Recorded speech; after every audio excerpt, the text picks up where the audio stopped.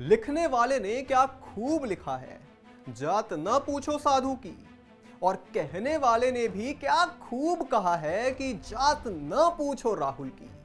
क्योंकि सफेद कमीज पहनकर जातीय जनगणना करवाने की वकालत करने वाले राहुल गांधी की जात पूछी तो विपक्ष जो है वो पूरा सदन अपने सर पर उठा लेगा।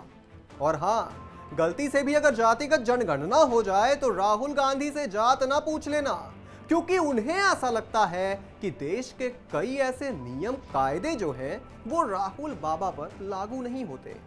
और जातियों पर उठे हर एक मुद्दे पर, चाहे वो जातिगत जनगणना का मुद्दा हो, आरक्षण का मुद्दा हो और अपने राहुल बाबा की जाति का मुद्दा हो, इन सब मुद्दों पर सदन के अंदर निशिकांत दुबे ने पूरी इंडी गठबंधन को ऐसा धोया है कि यह धुलाई विपक्ष को लंबे समय तक याद रहेगी।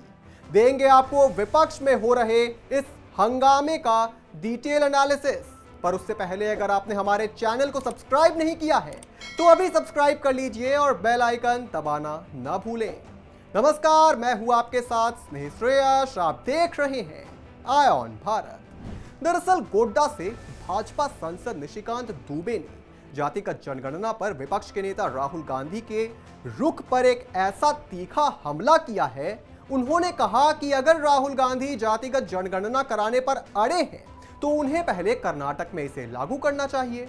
बात खैर सही भी है, क्योंकि किसी चीज से अगर देश का जो है फायदा हो रहा है और इसी संसद में जो है इसे लागू करने में कोई अड़चन आ रही है तो राहुल गांधी कम से कम उस राज्य में तो इसे लागू कर दें जहां की जनता उन्हें हर बार इज्जत बख्शती है।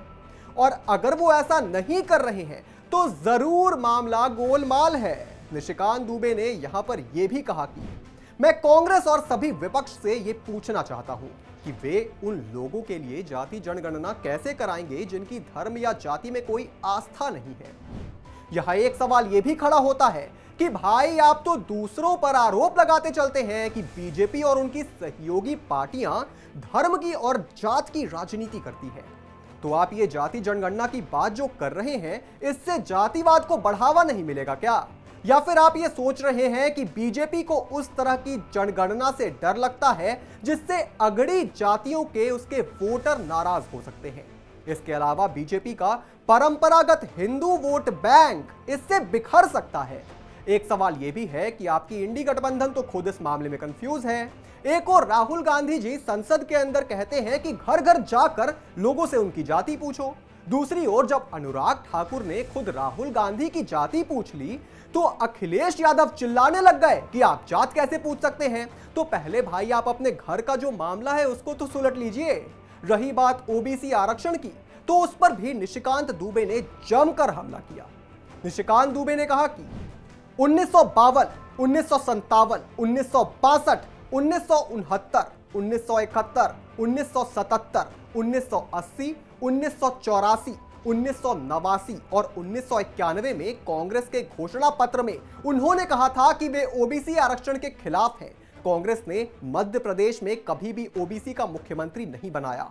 कांग्रेस ने उत्तर प्रदेश में कभी भी ओबीसी को मुख्यमंत्री नहीं बनाया।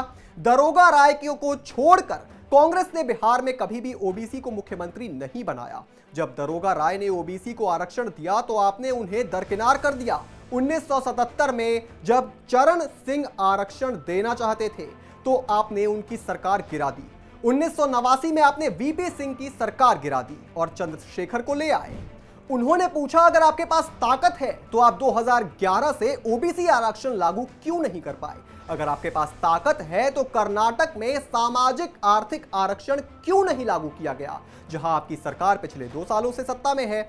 इससे लागू नहीं किया गया क्योंकि इस्लाम और ईसाई धर्म जाति के बारे में बात नहीं करते और आप पिछले दरवाजे से 86 ईसाई जातियों और 56 मुस्लिम जातियों को ओबीसी आरक्षण देना चाहते हैं।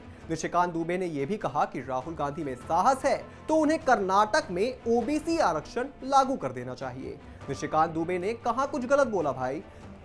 परोपकार तो अपने घर से ही शुरू होता है ना।